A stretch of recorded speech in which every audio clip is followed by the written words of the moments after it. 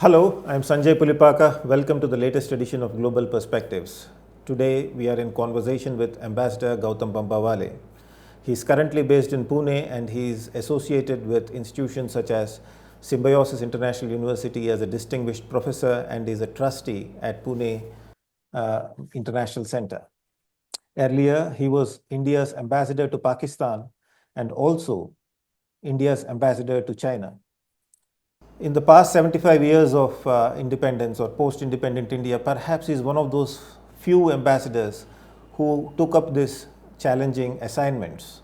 One as ambassador of Pakistan, referred to as high commissioners, and also as ambassador to China. Today we are meeting him in a specific context. The context is the brutal terrorist attack which took place in Pahalgam, in which 26 tourists lost their lives. Why does Pakistan army behave the way it does? How is India going to respond to this terrorist attack? How are the regional and global powers going to respond to the evolving crisis in India-Pakistan relationship? To discuss all this, we have with us Ambassador Gautam Bambawale. Ambassador, welcome to Global Perspectives. To start off, why do you think Pahalgam terrorist attack was operationalized? The timing, the location? No, that's a very interesting question, Sanjay. And for that, I have to go a little back in time. Even after the partition of the erstwhile British India into two dominions and then two countries, India and Pakistan, Pakistan has always felt that it is the equal of India. In the early days, it was the equal of India, at least in economic size, economic growth, etc. It was never the equal of India in terms of population or area, but they felt that they are the equal of India, and if India gets a certain amount of attention in the International Committee of Nations, then Pakistan deserves to get the same amount of attention. And unfortunately, if you fast forward to 2025, they have exactly the same mindset. They have exactly the same approach. And I believe that in international politics, they felt that they were not gaining enough attention, especially as American interest in Afghanistan had fallen off after the withdrawal from Afghanistan.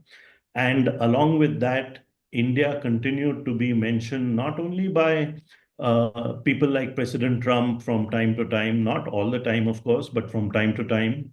And of course, while this horrific attack took place on ordinary citizens, we had the Vice President of the United States, J.D. Vance, visiting India, and he was not visiting Pakistan, of course.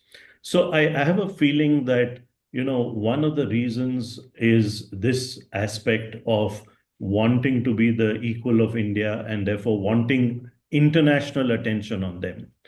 There is a second aspect which is probably to do with the domestic situation in Pakistan, where the army was beginning to get increasingly disliked by ordinary people for having knocked former Prime Minister Imran Khan off the saddle, off the pedestal of being prime minister, putting him in jail, etc.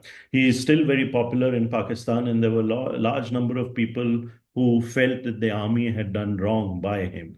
So in order to get attention back onto the army, as soon as you are able to stage some kind of attack of this kind, the attention moves to security and military matters, and the focus comes back on the army, and then the country rallies around the army. So I think it's a mixture of these two parts of the story. Just now you mentioned the strong role that the Pakistan army plays in the domestic politics and the fact that it was instrumental in carrying out these terrorist attacks. You have followed the politics of Pakistan for quite some time. You have been a high commissioner, Indian high commissioner there. The way Pakistan army acts or takes decisions, it's obviously not in the interests of Pakistan, but it continues to act in a certain way. Why do you think Pakistan army behaves like that? What do you think is the strategic culture or beliefs, value frameworks of Pakistan army that prompts Pakistan army to behave in a certain way? And how do we understand the recent Pahalgam terror attack through the lens of Pakistan's strategic culture?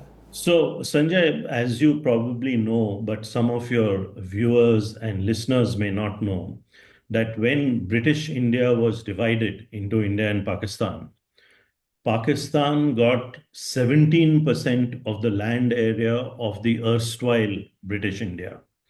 The overwhelming bulk of the land area was with India.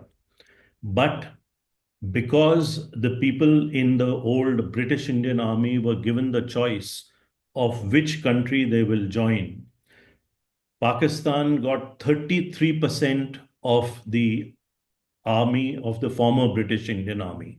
So 17% of the land area, but 33% of the army, because there were so many soldiers as well as officers who were Muslim, and they decided that they would join the Pakistan army, they would join Pakistan, etc. So there has always been this mismatch in Pakistan. And as a result of that, the Pak army has always played an inordinately important role in their domestic politics. Not only would certain Pakistan army chiefs actually take over power, and there have been many of them, like Ayub Khan, followed by a whole lot of other people, right down to General Musharraf more recently. So that is one way that they would take charge of politics in Pakistan. But there is also another way in which they have been operating, and that has been very apparent in recent times, which is from behind the scenes, without actually being in office, holding the office of president or chief executive or whatever. They have been in a position where they could call the shots by ensuring a certain political outcome of their general elections. So just to give an example, when they wanted Mr. Nawaz Sharif out, they could get him out before he completed a full 5-year term, even though he was elected with a huge popular vote and mandate. Then you had Mr. Imran Khan, who won a huge popular mandate, but in 3.5 years, the army could engineer his ouster and got in another dispensation, the current one, headed by Mr. Shehbaz Sharif. So this is basically the culture in which Pakistani politics operates. Many people in India, especially ordinary people who may watch your YouTube videos, etc., do not understand this, that politics in Pakistan is not the same as politics in India. When we elect person A as the Prime Minister of India, there's a clear way of doing it. He or she gets a complete majority and then has all the decision-making powers that there are in our country. It's not the same in Pakistan. They might have an elected Prime Minister, but he or she doesn't call the shots. It's the Pakistan army chief who is number one in their political setup. Even though they are not in power or in office, they are able to call the shots. And that is exactly what is happening. A quick word about the Pakistan army culture. You see, because the Pakistan army plays such a tremendously important role in Pakistani domestic issues and politics, Pakistan is not an economic development state. It's a national security state. And when we call it a national security state, what it means is that the priority always goes to national security, and there is much less importance paid to things like economic and social development, which is the number one priority of any government in India, for example. So Pakistan is this national security state where national security is the utmost and highest priority. Everything else takes much lower priority. And therefore, the Pakistan army feels that it can only get its preeminence when there is a sort of national security crisis around it. Since you're saying Pakistan is a national security state, so the professionalism of Pakistan army assumes importance. There are growing concerns that Pakistan army is losing its professionalism. There are concerns that religious radical ideology has seeped into Pakistan army, and including in the higher echelons. And perhaps the current army chief Asim Munir represents that kind of acceptance of radical religious ideology. Was it always there, or are we taking note of it now? I mean, how do you assess the professionalism of Pakistan Army, given that national security state is the kind of approach they are taking? Yeah. No, that's an excellent question, Sanjay. And let me say, without any waffling, that the Pakistan Army is a very they're good soldiers. So they're men, they're officers, they're very good soldiers. There's no doubting that at all. And there's absolutely no question about their being excellent and good soldiers or good airmen or good Navy personnel, etc.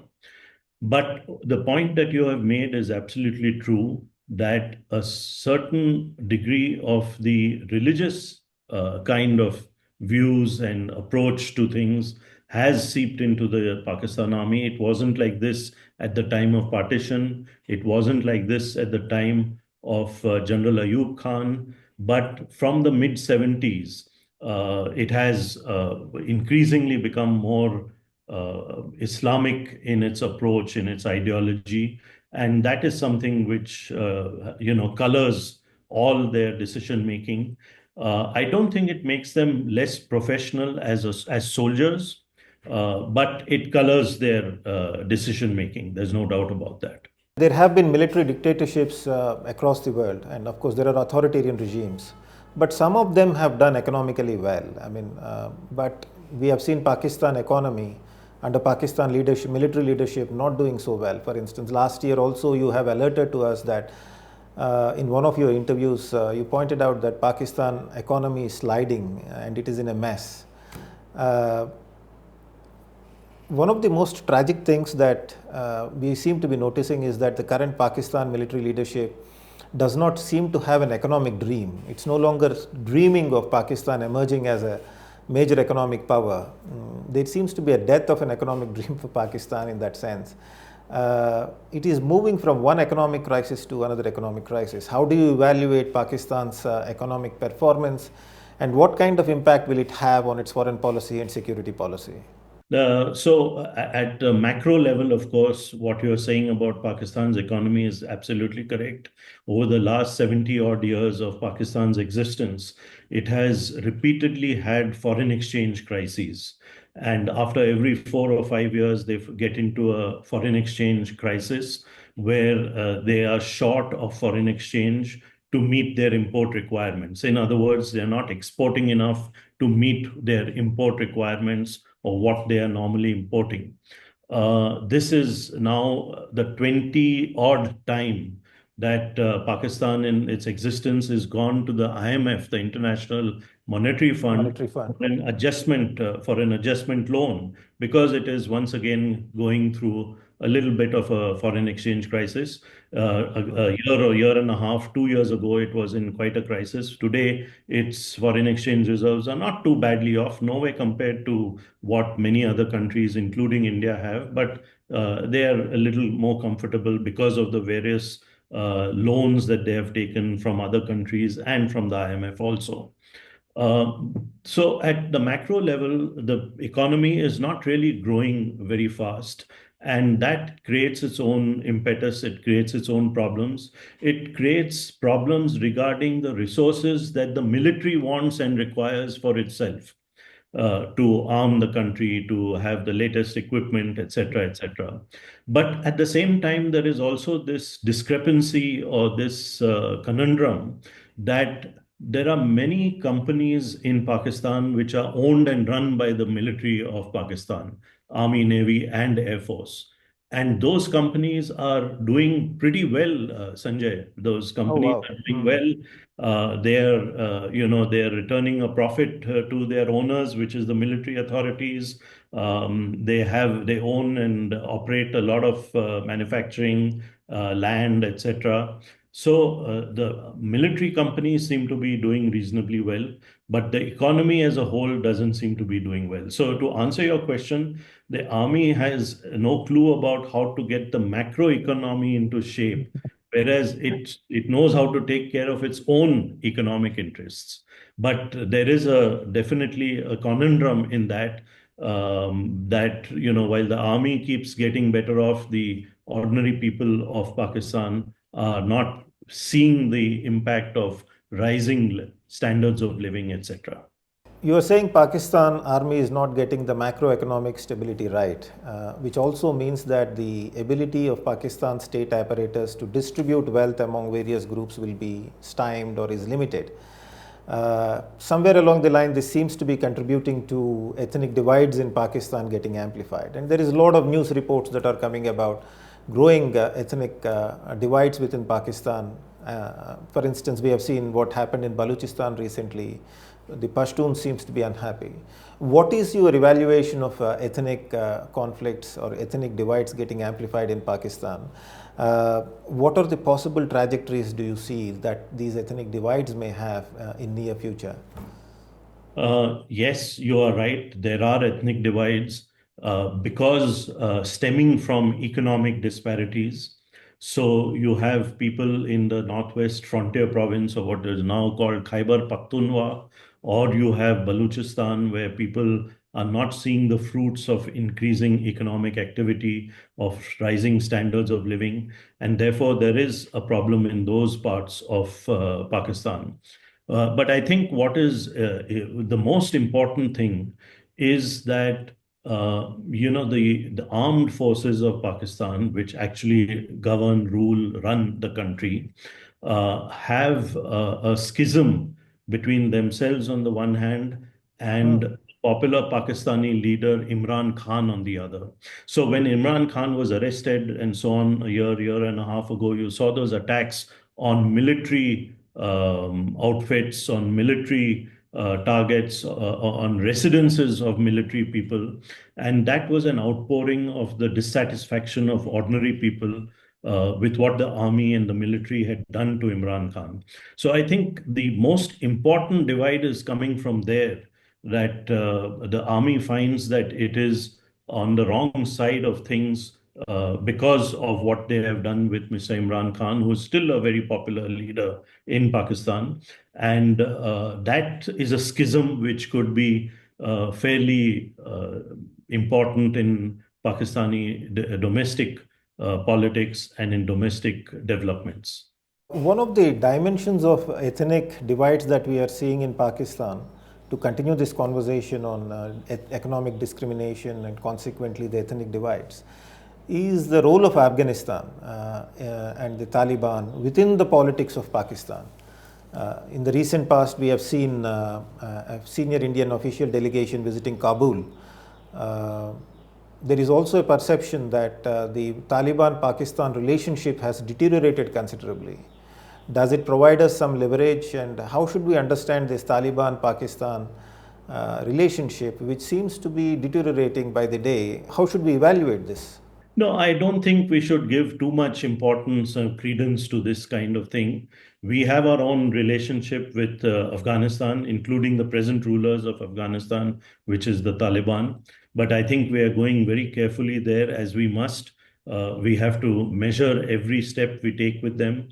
And I would not pay too much importance to, what's happening between Pakistan and Afghanistan, though there are certain differences of opinion, let us say, amongst official Afghanistan and official Pakistan.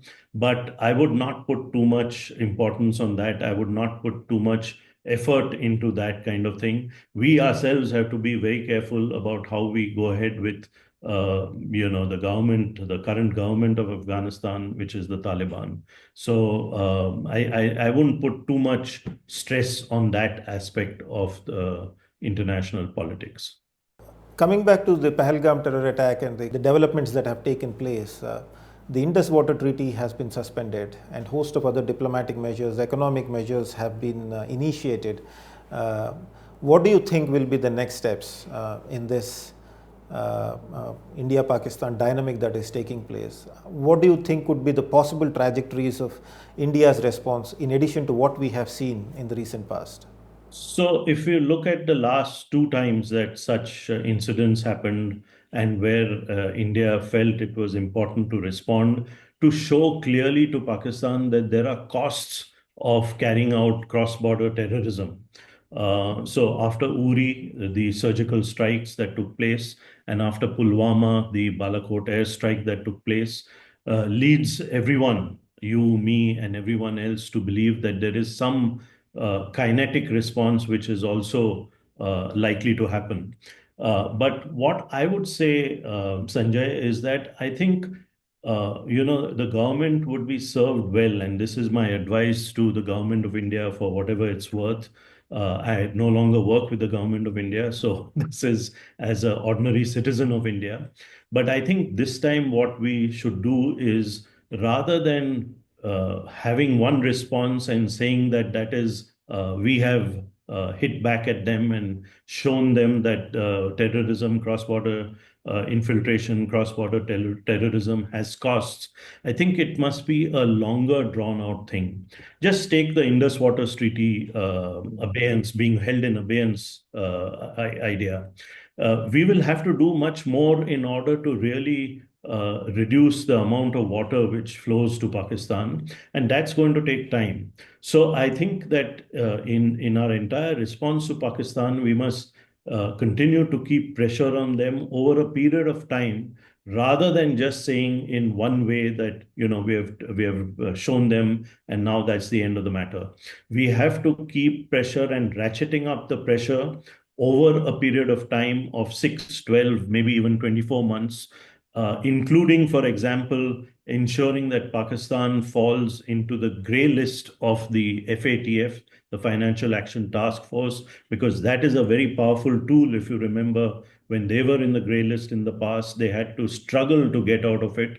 We must make efforts to grey list them in the FATF, so that all the sanctions that the Financial Action Task Force has at its disposal comes on Pakistan. So these are certain examples, but I think we have to ratchet up the pressure over a period of time. We have to not do a one-off sort of thing. We have to keep adding on the pressure over a period of time, whether it is economic in nature, whether it is diplomatic in nature, whether it's military in nature, whether it's international in nature.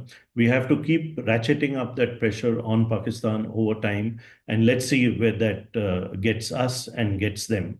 So that is the advice that I have for the government of India, and I hope it makes sense to you, Sanjay, because you follow these things very, very carefully.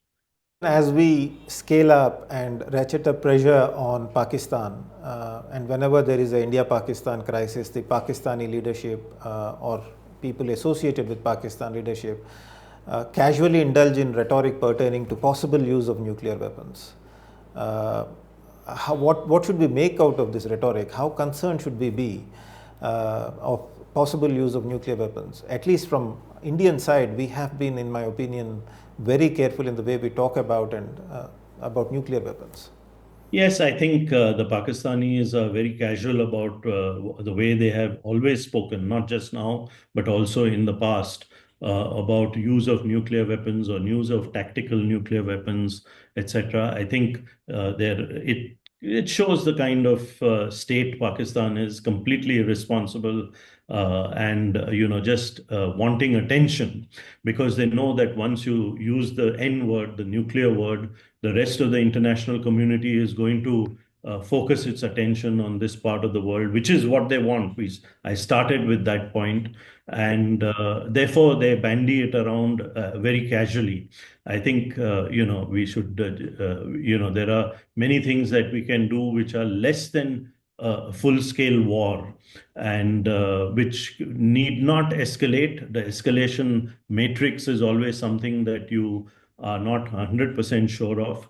But there are many things that we have done in the past and which we can do in the present, which will not risk escalation to a level where nuclear weapons are used. So I would say that we should take them with a little bit of salt, a pinch of salt, a bag full of salt.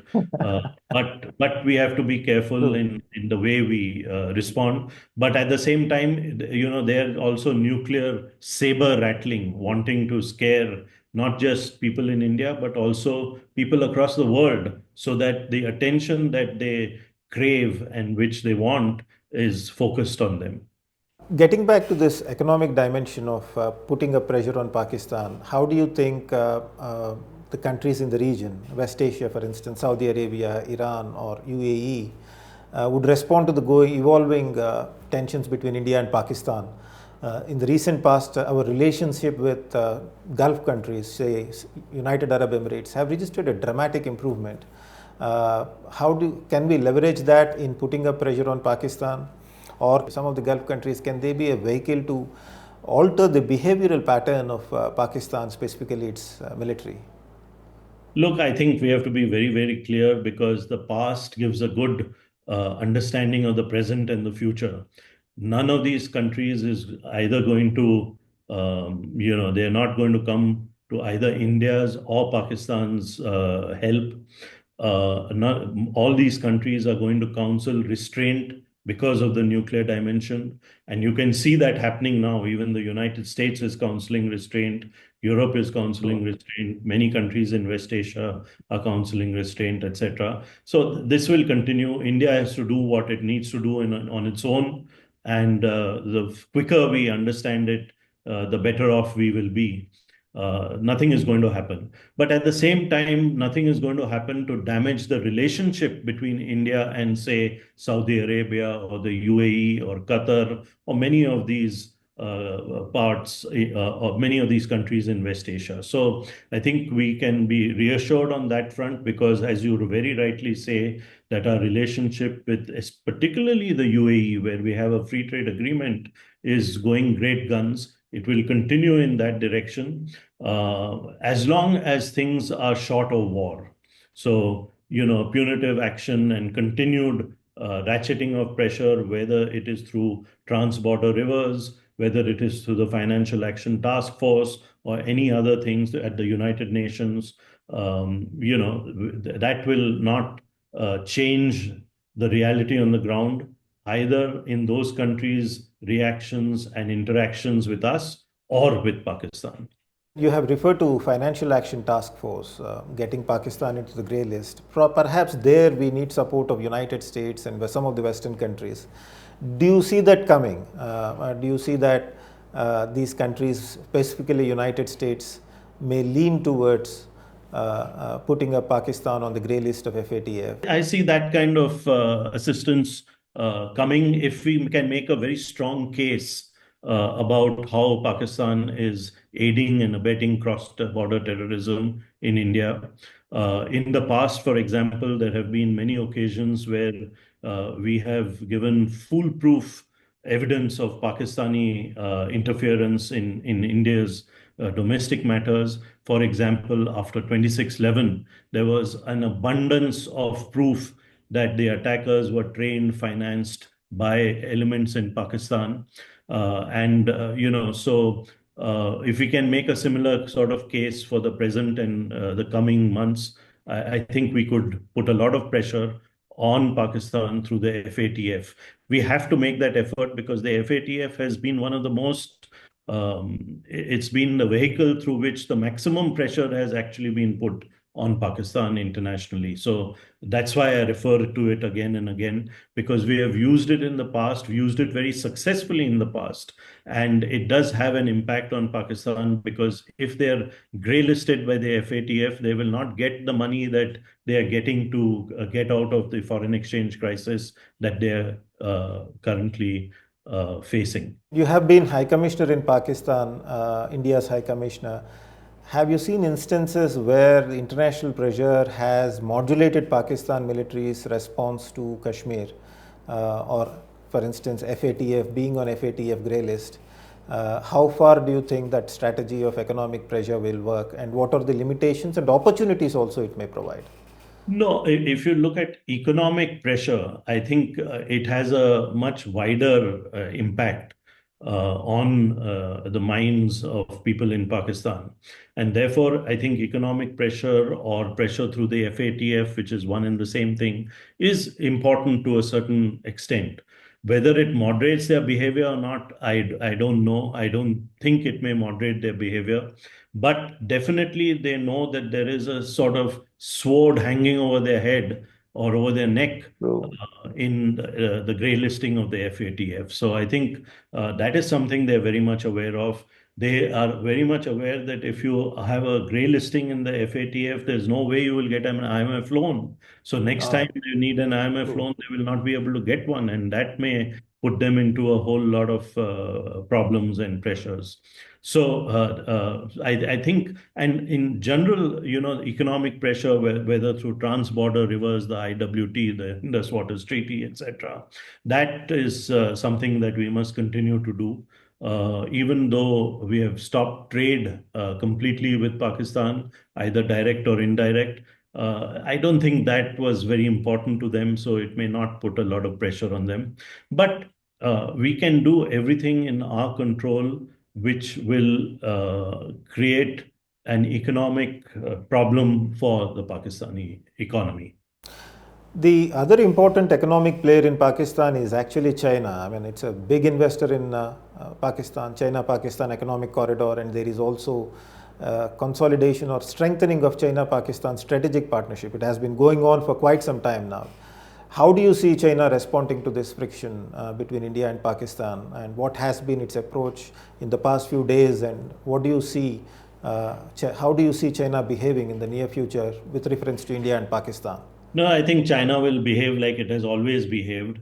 It will continue to back Pakistan diplomatically. It has done so already at the UN. And it will continue to, for example, if we try to get them grey listed at the FATF, they will back Pakistan and try to protect Pakistan. There's no doubt about that. But on the military front, I'm not 100% sure. I don't think in the past that China has done anything to upset the military balance when we have taken action against Pakistan. And I don't think they will do so at this juncture in time either. But having said that, there is a very strong strategic linkage. I must say that, all the investments that the Chinese have made in Pakistan, and they have been huge investments running into billions of dollars, particularly in the China-Pakistan economic corridor project.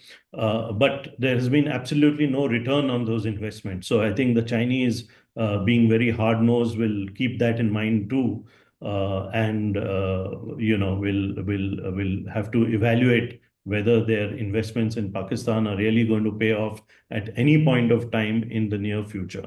So I think that's the situation on the ground. That's the reality on the ground. That's something we will have to work with and are working with. So I don't think, I don't see any change in posture or in activity from the Chinese. The recent India-Pakistan crisis has generated a lot of opinions in the media, within India, across the world.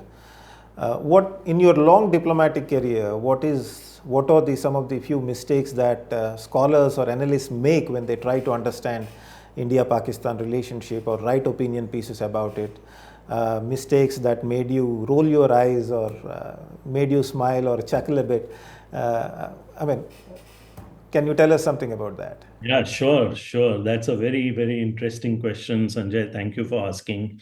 This is a mistake which is made by almost all people in Pakistan.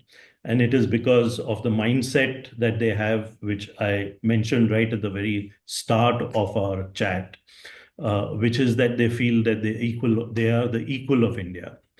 And there are many analysts and people in India who make the same mistake. And that mistake is encapsulated by the words that, Arey, we are the same people. Now, we may have been the same people in 1947. There were important differences, which is why the partition of India took place. But in 2025, let me assure you and your viewers and listeners that Indians and Pakistanis are not the same people. We have different aspirations for India. Our approach to economic growth, development is quite different in India as compared to Pakistan. Their focus on national security, which drags them down and doesn't allow them to focus on the economics of the situation of the country, and so many other things, is something that we have to factor in. We are not the same people at least in 2025. And if you start with the assumption that, array, we are the same people, you will come to wrong conclusions. So please start with this assumption that we are not the same people, and you will then come to the right conclusions, is my request to all the analysts, all the scholars of our country.